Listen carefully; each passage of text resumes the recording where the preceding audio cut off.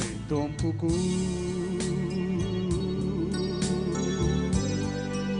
sy andriamanito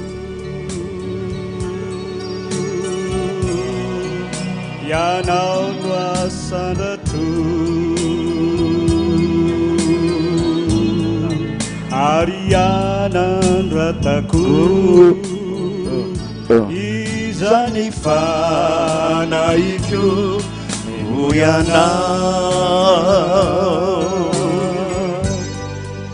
mamaly vavaka